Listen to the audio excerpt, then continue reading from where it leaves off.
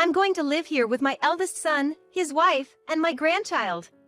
John declared this loudly, puffing out his chest with confidence. Behind him, Michael and Linda smirked at me maliciously. How can they be so selfish? I felt dizzy, but more than that, I couldn't stand the thought of my happiness being threatened. It must have shown on my face. Michael, as if to deliver the final blow, taunted me. "If you resist, I won't take care of you." I don't remember raising a child like this, but I regret that it's come to this. Still, I pretended to take the bait and firmly stated, "Then I'll leave." No one there expected that response. They stared at me, faces blank with surprise. Then John, coming to his senses, pointed at me and started yelling. "You're leaving? If you do that, you'll be out on the streets. If you think you're threatening me, think again." I could tell his words were a bluff by the sweat on his forehead. So I looked straight at John with a bold demeanor.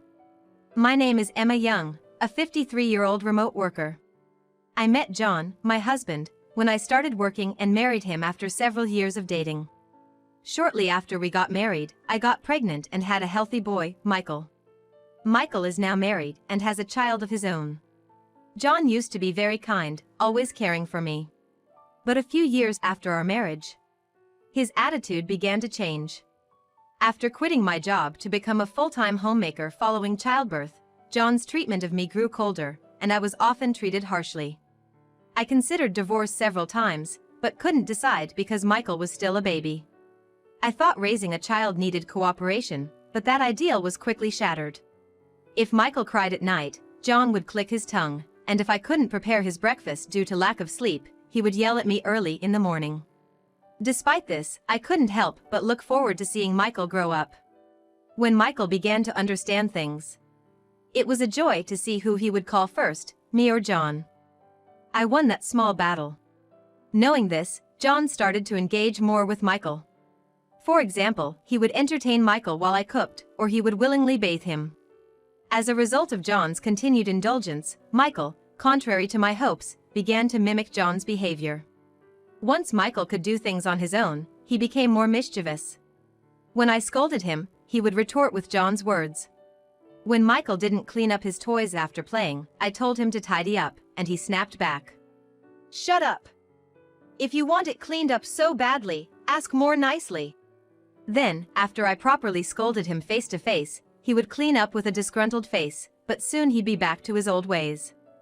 I worried he would become a nuisance to others and talked to John about it, but he said, "He's a boy, he needs to be energetic. He'll behave once he's older." Indulging him like this, Michael grew up mischievous. There were countless difficulties, but somehow, I managed to raise him until he graduated from college.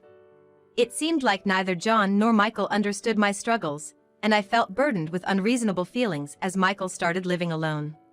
Honestly, when Michael left, I felt relieved and returned to living with just John in our house. Until then, Michael's presence had distracted me from John's bad behavior. But now, in the suddenly quiet house, John's negative traits stood out more. His attitude hadn't changed since our marriage years ago, but his unreasonable behavior now took a toll on my mental health. One day, when I was almost fed up, Michael brought a woman home. He said she was his fiancée and they were planning to get married soon. I was overjoyed that Michael, who had been nothing but trouble, was getting married. His fiancée, Linda, appeared strong-willed but was soft-spoken and very polite. She seemed an unlikely match for Michael, but I had no complaints since she chose him. John also approved of their marriage right away. They planned to live in Michael's current apartment after marriage, not with us, but the thought of a lively future made me happy. "I know things are gonna get tough for you guys, so feel free to rely on me."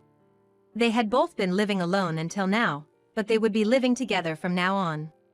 I wanted to be a support for them, expecting they might face various challenges.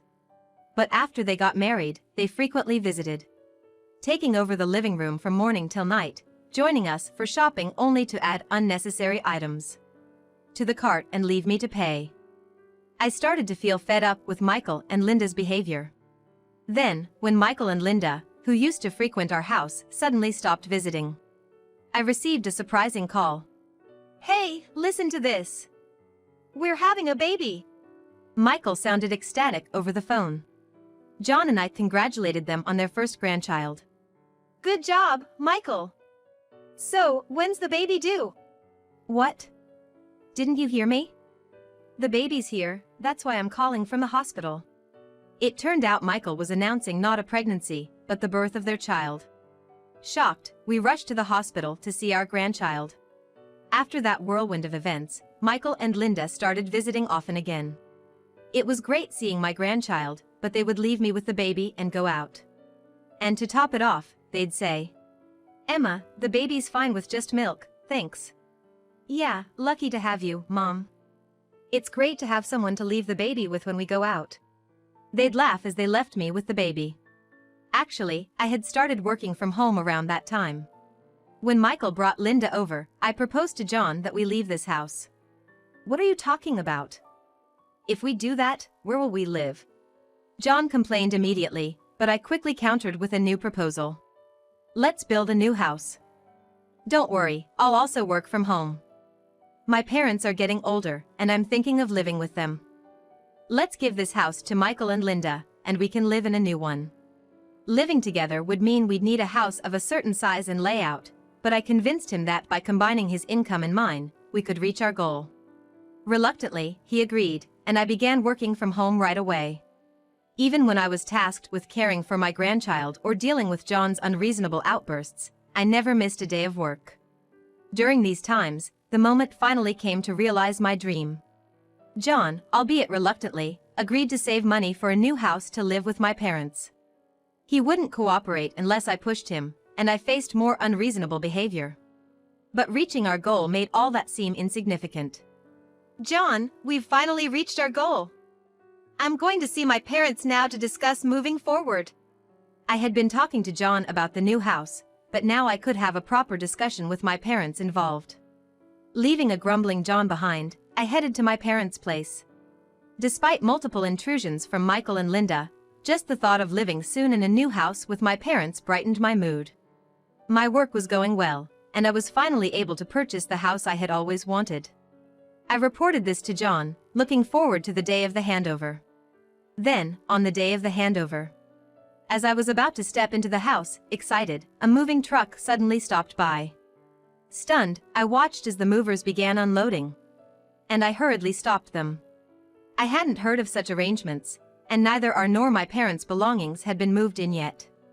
Whose belongings were they trying to move in? The confused mover and I were trying to understand the situation, when a loud voice came from somewhere. "What are you doing, meddling in things?"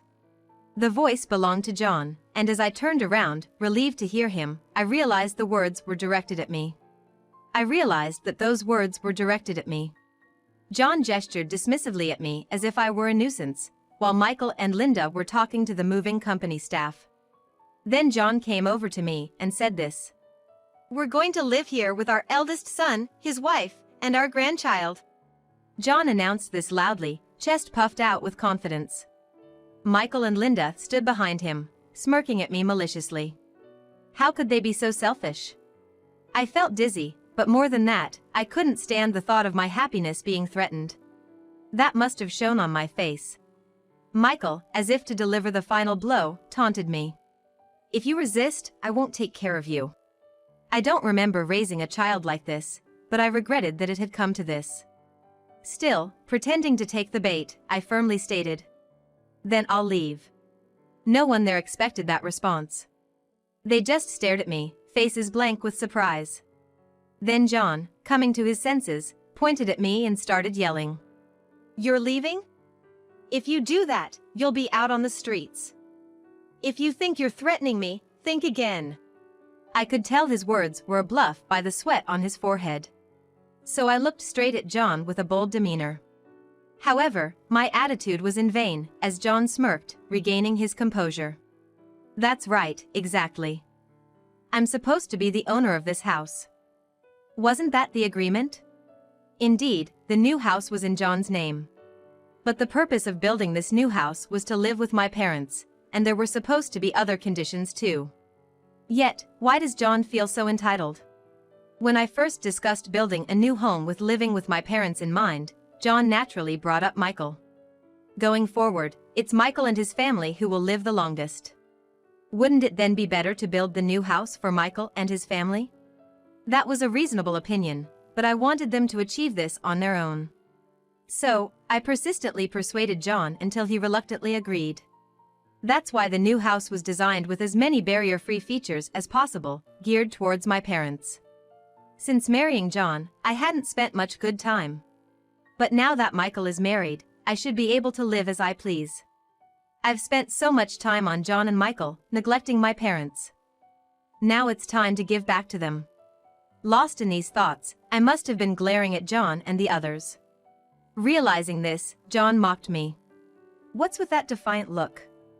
Struck a nerve and now you're speechless, huh?" His words infuriated me. I've put up with so much and resigned myself to his behavior until now. But this time, I couldn't just let it go. Even when John, who was once kind, changed his attitude completely. Even when Michael, imitating John, hurled harsh words at me. Even when John got angry, yelled, threw tantrums, or ignored me on a whim. Even when Linda clearly treated me disrespectfully and dumped childcare on me. I had endured all this patiently. But now, it wasn't just about me, it involved my parents too. And to have it so easily taken over like this was unbearable. Fed up, I couldn't hold back anymore. Enough is enough. This house was supposed to be for me and my parents, and you, wasn't it? Technically, you're the owner, but strangely, the bank account for the payments is only Michael's. Who prepared everything up to this point, huh? Yes, the condition for building this house was that it would be in John's name. I understood that. It's better for appearances. But strangely, only Michael was making the loan payments. John claimed he wanted it to look like Michael bought the house. So it seemed like he was doing a good deed for my parents. But I never understood the reason behind this arrangement. However, as long as I could live with my parents, I was okay with any form. So, although it didn't sit well with me, I agreed. Little did I know it would turn out like this. As I stated my case, John, Michael, and Linda all smirked in the same way. That's when I realized it. John had planned from the start to make this house his own. I was like a worker ant, gathering materials and building the nest, only to be manipulated at the last moment. When the house was completed and it was time to move, I realized this and snapped. Then, I presented John with the divorce papers I had kept hidden for years. I had prepared them over a decade ago, when Michael was in high school and away at a sports camp. John and I went out to dine, having the house to ourselves for a change. During the meal, we bumped into one of John's colleagues and had a bit of small talk. When the colleague tried to excuse himself, hurrying the conversation, John said something awful. "Don't worry about it. Eating out with her is just boring, but I'm the kind husband, playing along. We don't even have a reservation. Maybe I'll send her home and go for a drink. Can't stand looking at her old face." John's colleague left with a forced smile, clearly uncomfortable. I was shocked by the verbal abuse thrown at me in public. Pretending nothing happened, we continued the meal, but I couldn't even remember its taste. The next day, I went to the office to get a divorce form. When I showed it to John, he was momentarily surprised, but then smirked. "Nice preparation. You know your stuff. Oh, finally realizing your place, are you? Thought you'd understand sooner, but glad you made it this far. And to think you understand you're disposable, how smart of you." "Exactly. You really get it, Mom. Keep working and pay for our house, okay?" All three of them, John, Michael, and Linda, laughed at me condescendingly, and Michael snatched the divorce form. He handed it to John, who began filling it out, humming a tune. It was clear from his attitude that John didn't remember anything he had done to me, not just from that night but all the years prior. He might even start claiming he did nothing wrong. After filling it out, John waved the form at me, smirking. I snatched it, quickly put it in my bag, and took out my phone. I opened the recording app and held it up in front of them. "Emma, you're scary. Gathering evidence for divorce now is too late, you know." Ignoring Linda's mocking laughter, I confirmed with John. "I want no alimony or property division, just don't contact me again." "Sure. If you do, I'll hire a lawyer and demand alimony. Yeah. John responded nonchalantly, laughing throughout. I wondered how someone could be so brazen. Trying to keep my temper in check, I turned to Michael and stated clearly. And Michael, now that our marital ties are severed, our parent-child relationship is over too. Ah, okay. They both responded. Well, that's all I needed. We'll likely never meet again, so take care of yourselves. I stopped the recording and decided to leave. Neither John, Michael, nor Linda seemed to grasp the reality of their future. Without anyone stopping me, I went to the office to file the divorce papers. 3 days after filling out and submitting the rest of the divorce papers at the office. While I was packing up with my parents for the move, John called me. Just the other day, I told him not to contact me again, or I'd hire a lawyer and sue for emotional distress. But he must have had a reason to contact me so desperately. However, now that we're divorced, it's no longer my concern. Busy with packing, I decided to ignore the call. But just as I thought John's call had ended, Michael called me next. Both of them reaching out must mean something serious is going on, but it's none of my business. I ignored both calls and continued working, but the constant ringing was too distracting. Reluctantly, I answered when John called again, and immediately, I heard his pitiful voice. Help me, Emma, I can't stop the calls from the bank and Michael. With that one sentence, I understood what John and Michael were going through and sighed in exasperation. I answered wearily. I don't know anything about that. It's no longer my concern. John shouted back at me in a voice as loud as he could muster. You heartless woman! No matter what he said, it was absurd for him to complain to me given their situation. Honestly, I couldn't care less what happens to them. More importantly, do you remember the promise we made just the other day? I deliberately sighed audibly before reiterating. Though it was already too late since John had contacted me. What promise? As expected, he seemed to have forgotten. I couldn't help but laugh inwardly. The one where I said I'd hire a lawyer and sue for emotional distress if you contacted me. I never heard such a thing. Whether you listened or not, I definitely said it, and you responded.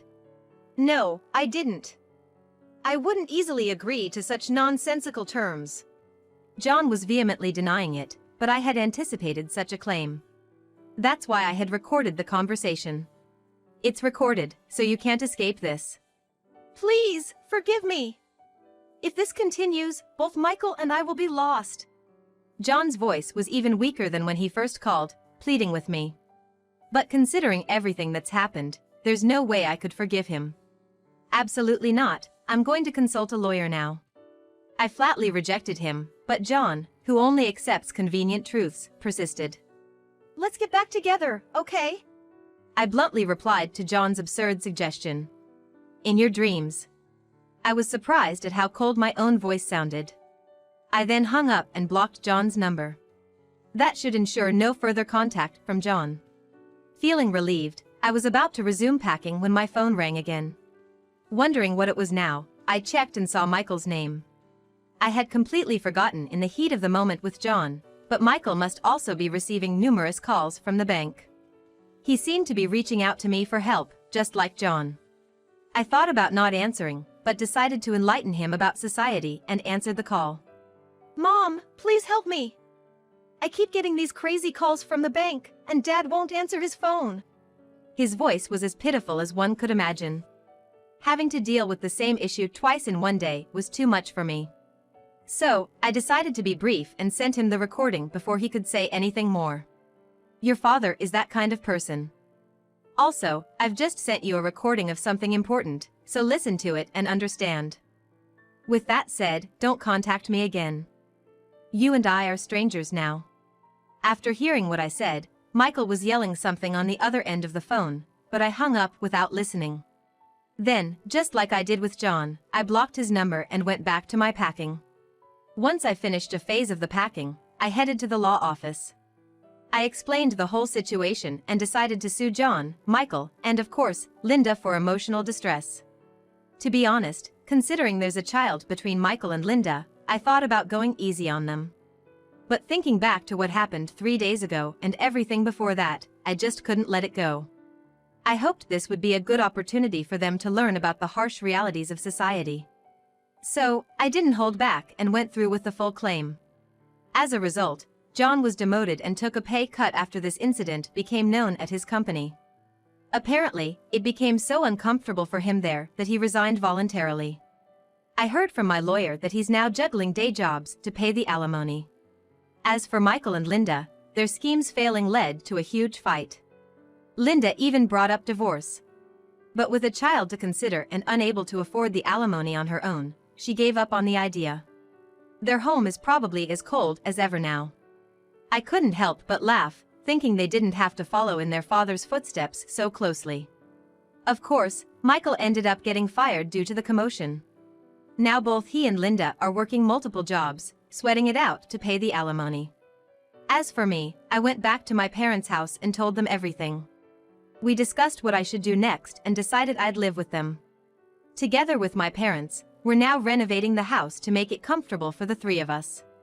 Because of this, we're currently staying somewhere temporarily. Since the divorce, I've been freed from all that mess, and thankfully, my work has been recognized, leading to an increase in my income. From now on, I'm going to work even harder and live a happy life. Being with my parents is now the greatest joy of my life.